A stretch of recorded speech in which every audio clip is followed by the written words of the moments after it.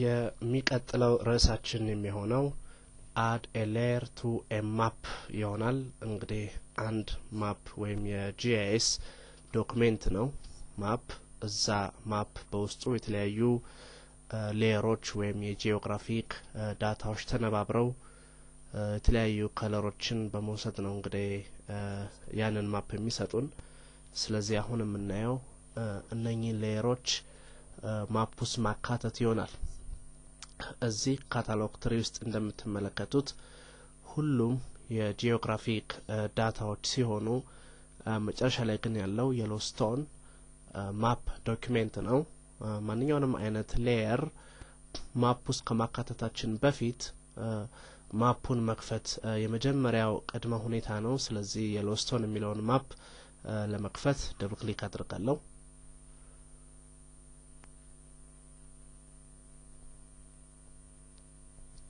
አሁን የየሎስቶን ማፕ በአርክ ማፕ ዊንዶ ላይ ይከፈታል። እንግዲህ ቀደም ብለን እንደ ተመለከትነው ArcGIS በዋናነት ሁለት ዋና ዋና ኮምፖነንት ፕሮግራሞችን ይጠቀማል። እነኚህም አርክ ማፕ እና እታች የምናየው አርክ ካታሎግ ናቸው። አርክ ካታሎግ በአጠቃላይ የጂኦግራፊክ ዳታ ማኔጅመንት ስራዎችን ለመስራት ስንጠቀምበት፣ አርክ ማፕ ደግሞ የተለያዩ ማፖችን ለማየት ኮዌሪ ለመስራት የጂኦግራፊክ አናሊሲስ ለመስራትና ለፕሬዘንቴሽንም የምንጠቀምበት ፕሮግራም ነው። በአርክ ማፕ ዊንዶ ላይ ይህን ስፍራ ቴብል ኦፍ ኮንቴንትስ ብለን ስንጠራው ይህንን ስፍራ ደግሞ ዳታ ቪው ብለን እንጠራዋለን። ከአርክ ካታሎግ ላይ ወደ አርክ ማፕ ማንኛውንም የጂኦግራፊክ ዴታ አድ ማድረግ በሚያስፈልገን ጊዜ የተለያዩ መንገዶች አሉን። አንደኛው መንገድ እነኚህን ሁለት ፕሮግራሞች ወይም ዊንዶዎች ጎን ለጎን መክፈት ይሆናል። ስለዚህም የሎስቶንን አርክ ማፑን ሪስቶር እናደርግና በተጨማሪም ካታሎግ ዊንዶውንም ሪስቶር አደርጋለሁ።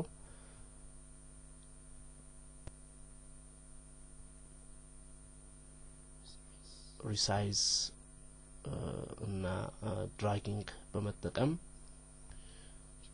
አቀማመጣቸውን በዚህ መልኩ አስተካክላለሁ። ካታሎግን ከላይ ነው የምናደርገው። አርክ ማፕ ኮምፖነንቱን ከኋላ እናደርጋለን።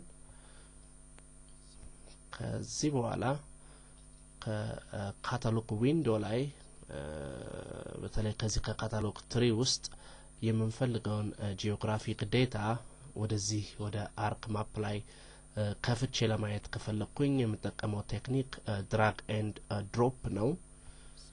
ለምሳሌ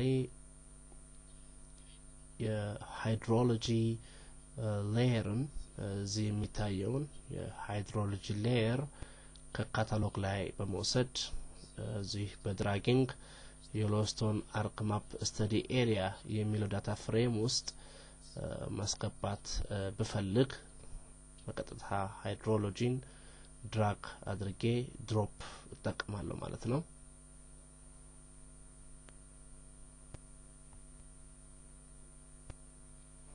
አሁን የሃይድሮሎጂ ሌየር የሎስቶን ማፕ ውስጥ ተካቷል ማለት ነው። ስለዚህ ታይትል ባሩን ክሊክ በማድረግ ኦርደሩን አቀያየራለሁ፣ ከላይ አደርገዋለሁ። አሁን ያካተትኩትን የሃይድሮሎጂ ሌየር ለማየት እችላለሁ። በዚህ በየሎስቶን ማፕ ላይ ከስተዲ ኤሪያ ውጪ ያሉ ጂኦግራፊክ ፊቸሮች ይታያሉ።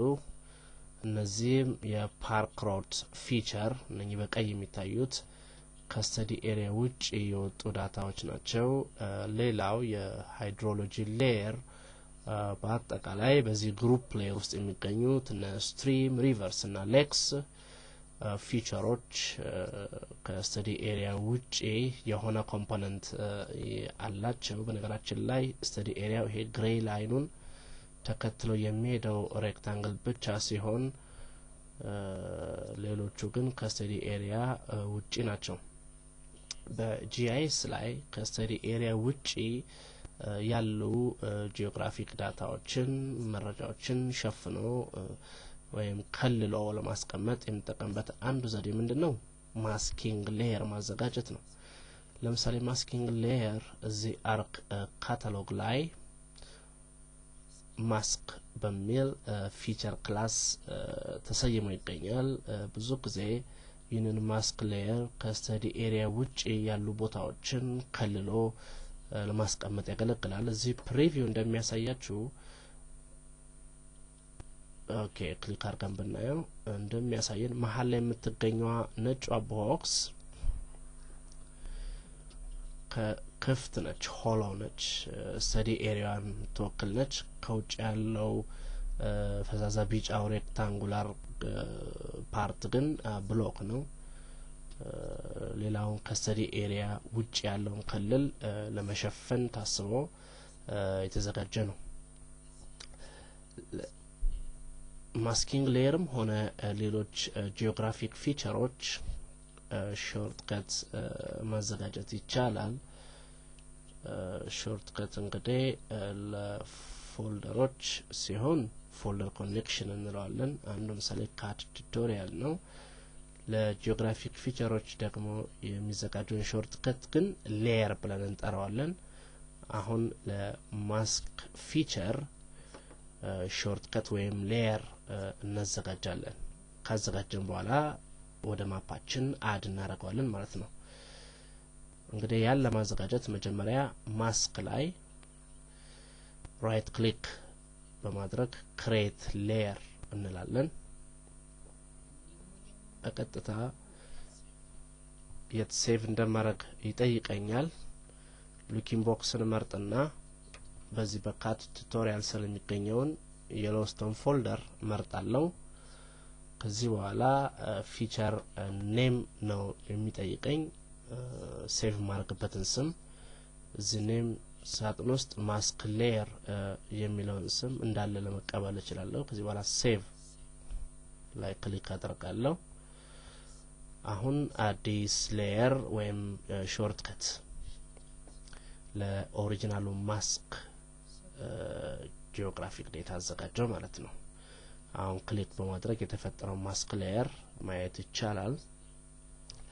ለምሳሌ የማስክ ሌየሩን ከለር ወደ ነጭ ለመቀየር አውትላይኑንም ወደ ጥቁር መቀየር ካስፈለገኝ ማስክ ሌየሩ ላይ ራይት ክሊክ አድርጌ ፕሮፐርቲስ ገባለሁ። አሁን የሌየር ፕሮፐርቲስ ዳያሎግ ቦክስ ይከፈታል። ከዚህ ውስጥ ሲምቦሎጂ ታብ ላይ ነው የሚሄደው። ሲምቦል የሚለው ቦክስ ላይ ክሊክ እናደርግና ሲምቦል ሴሌክተርን እንከፍታለን።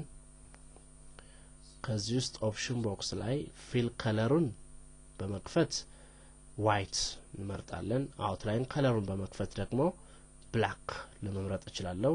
ኦኬ ነው። ከዛ እንደገናም ከፕሮፐርቲ ላይም ኦኬ ብየውጣለሁ። ስለዚህ ማስክ ሌየር የራሱን ሲምቦሎጂ ይዞ መጣ ማለት ነው። በነገራችን ላይ ማስክ የሚለው ኦሪጂናል ዳታ የራሱ ሲምቦሎጂ ያለው፣ ማስክ ሌየር የሚለው ደግሞ ሾርት ከቱ ነው። የማስክ የራሱ ሲምቦሎጂ ይኖራል ማለት ነው። ይህንን ሾርት ከት ወይንም ሌየር ካዘጋጀን በኋላ አሁን ወደ አርክ ማፕ ዶክሜንታችን አድ ለማድረግ እንደተለመደው ድራግ ነው የምንጠቀመው። ስለዚህ ጎትተን ወደ ስተዲ ኤሪያ ዳታ ፍሬም ከፓርኪንግ ሮድ አናት ላይ ብለቀው እና የሎስቶን ማፕ ዶክሜንቴን ከላይ ባደረገው አሁን ማስኪንግ ሌየሩ ዙሪያውን ከስተዲ ኤሪያ ውጪ ያለውን አካባቢ በሙሉ ነጭ ከለር በመቀባት የማይፈለጉ መረጃዎችን ከእይታዬ ውስጥ ይጋርዳቸዋል ማለት ነው።